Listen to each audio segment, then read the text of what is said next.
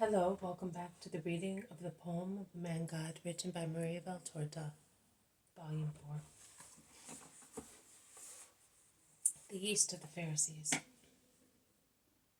22nd April 1946.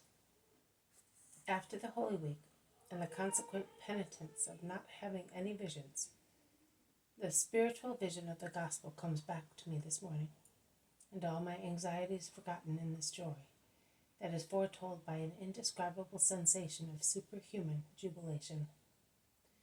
And now I see Jesus, who is still walking along the thickets on the banks of the river, and he stops and orders the apostles to have a rest during the hours which are too warm to travel.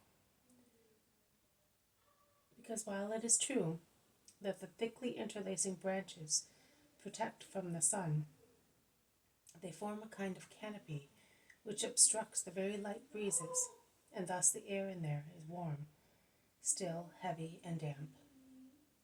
Dampness, in fact, rises from the ground near the river, and far from being a relief, it is a sticky torture which mixes with and increases the troublesome perspiration streaming down their bodies. Let us stop until evening. We will then go down to the whitish gravel bed still visible in starlight, and we will proceed by night. Let us take some food and have rest now. Before taking any food, I will refresh myself in the water. The water will be warm too, like a decoction for a cough, but it will wash my sweat away. Who's coming with me?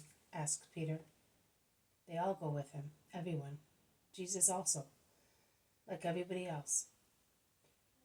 He is perspiring, and his tunic is heavy with dust and sweat. Each of them takes a clean tunic from his sack, and they all go down to the river. On the grass, they mark their stop.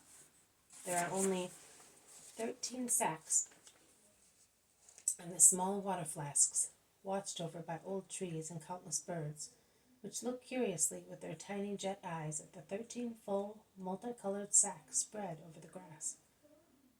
The voices of the bathers fade away and mingle with the murmuring water.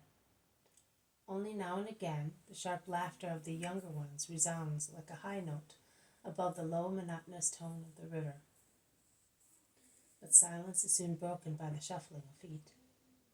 Some heads appear from behind a thicket. They cast sidelong glances and say with an expression of satisfaction, "They are here. They have stopped. Let us go and tell the others." And they disappear behind the bushes. In the meantime, the apostles come back with the Master. They are refreshed. Their hair is still wet, although they have dried it hurriedly. They are barefoot and are holding their dripping washed sandals by the straps, and they are wearing fresh clothes, and the other ones are hanging in the cane brake after being washed in the blue water of the Jordan. They are obviously in very good form after the long bath. Unaware of the fact that they have been discovered, they sit down, after Jesus has offered and handed out the food.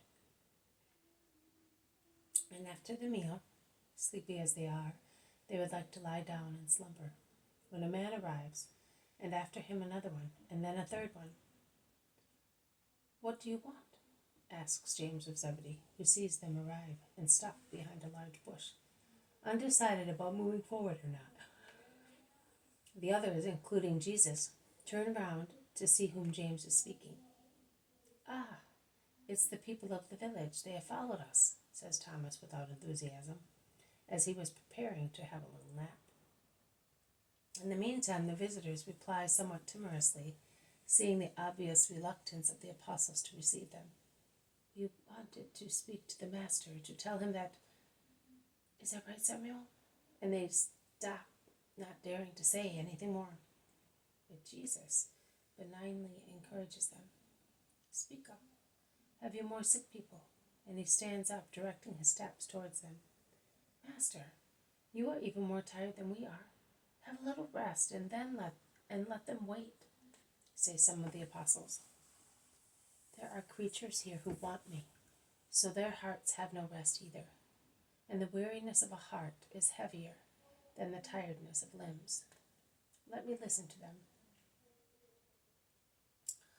All right, farewell to our rest, grumbled the apostles, who are so affected by fatigue and heat as to reproach the Master in the presence of strangers, so much so that they say to him, "And when your lack of prudence will have caused us all to be taken ill, you will realize too late that we were necessary to you." Jesus looks at them compassionately. There is nothing else in his kind, tired eyes, and he replies, "No, my friends, I do not expect you to imitate me. Look, you stay here and rest. I will speak and listen to these people, and then I will come and rest with you." His reply is so kind that it achieves more than a reproach would obtain. The kind hearts and affections of the 12 are awakened and overwhelm them. "No, Lord, stay where you are and speak to them. We will go and turn our clothes round so that the other side may dry. We will thus overcome sleep, and then we will come back and rest all together." And the more sleepy ones go towards the river. Matthew, John, and Bartholomew remain. In the meantime, the 3 citizens have become more than 10, and their number increases more and more. "So come here and speak without any fear." "Master, after you left, the Pharisees have become even more violent. They attacked the man freed by you, and it will be a new miracle if he does not become mad, because they said to him that you freed him from a demon who hampered only his reason, and that you gave him a stronger demon, so strong that he defeated the previous one, and is stronger than the previous one, because this one damns and possesses his soul. And thus, while in next life he would not have had to bear the consequences of the first possession, because his actions were not—" What did they say, Abraham? They said, "Oh, a strange word." In short, God would not have asked him to give an account of those actions, because he had not done them with a free mind.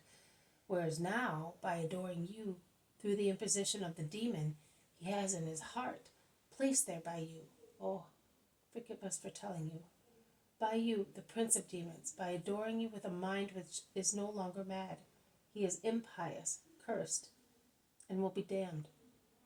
Consequently, the poor wretch regrets his previous state, and he almost curses you. So he is more insane than previously, and his mother is in despair because her son has given up hope of being saved, and all their joy has become a torture. We have been looking for you, so that you may give him peace, and an angel certainly guided us here.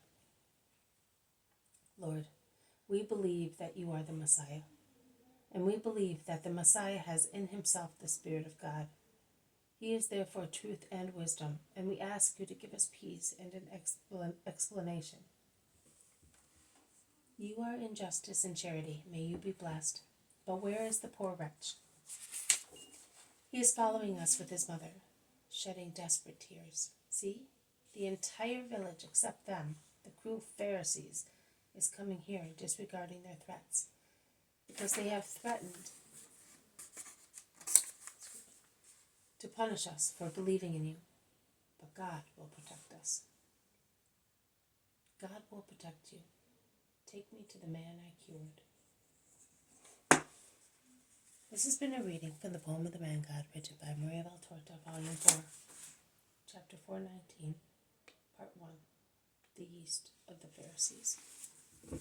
Thank you for listening. I will see you tomorrow. May God bless you, and may peace be with you.